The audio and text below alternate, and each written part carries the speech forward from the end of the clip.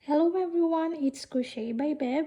Welcome to my channel. If you are new to my channel, please don't forget to subscribe and hit the notification bell so you will be updated. In this video, I'm going to show you how to make this quick and easy headband. It's very good for beginners. I'm going to use this cotton yarn, 5mm hook, pair of scissors, and yarn needle. On this project, you can use your scrap yarn with your desired color. First, we're going to make a slip knot. Insert your hook into the slip knot. And for my head size, I'm going to chain 101. Okay, so it's up to you. What is the size of your head? You can try it. And then you can decrease or increase your chains.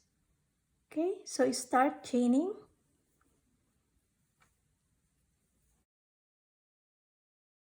I'm done here with my chains. Before we proceed for our row 1, you can try it on.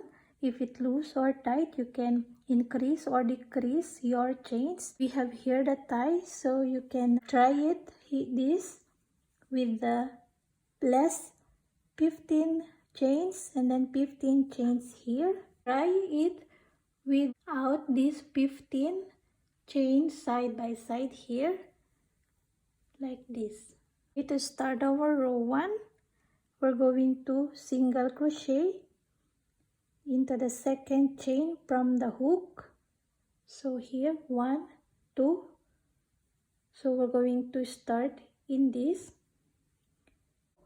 Here we have the top loop of the chains. So we're going to put our single crochet in there, or our hook. Okay, instead we're going to work in this. We're going to insert our hook into the bump loop of the chains. If you can see, this is the normal chains. If you see at the back, there is those bump loops, so we're going to insert our hook in there.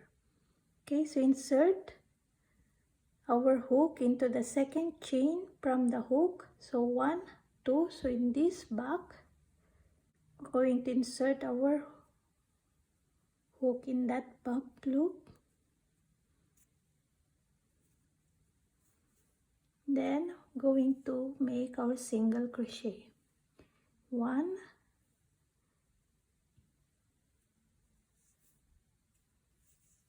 2.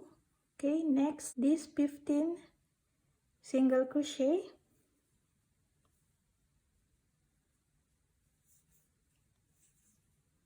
3, 4.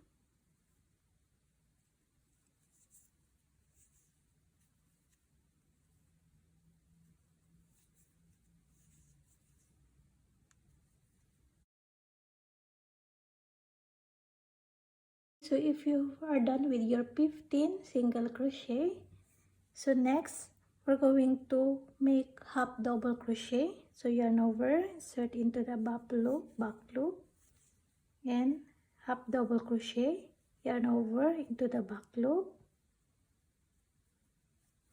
half double crochet. Okay, continue half double crochet all these stitches,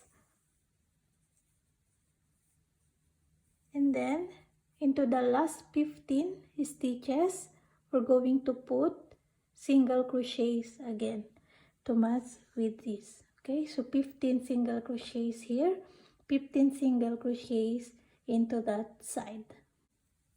Continue half double crochet. Now if you are done with your row 1, so here 15 single crochets and then half double crochet and 15 single crochet into the last stitches.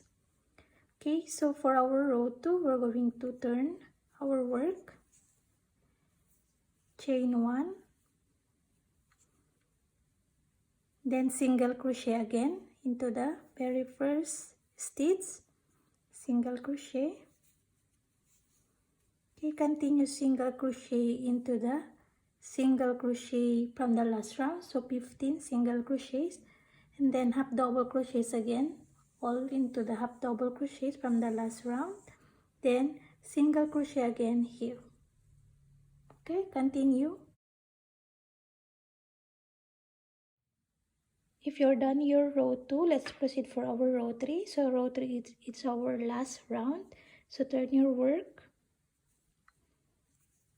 and then we're going to start our single crochet into the third chain or third stitches.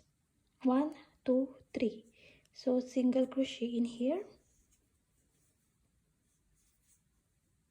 Okay, to achieve the curved lines just like here, and continue single crochet.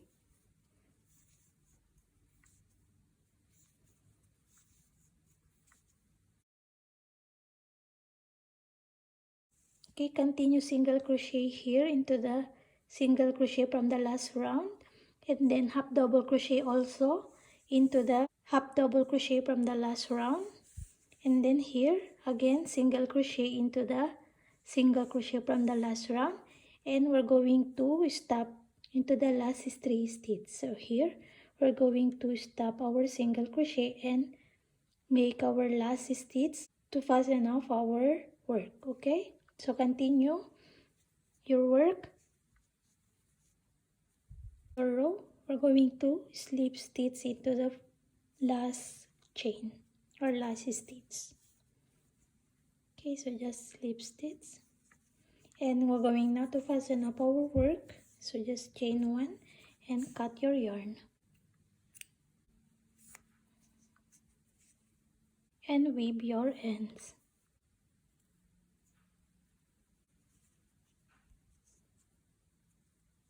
And we are done with our headband, so you can tie here.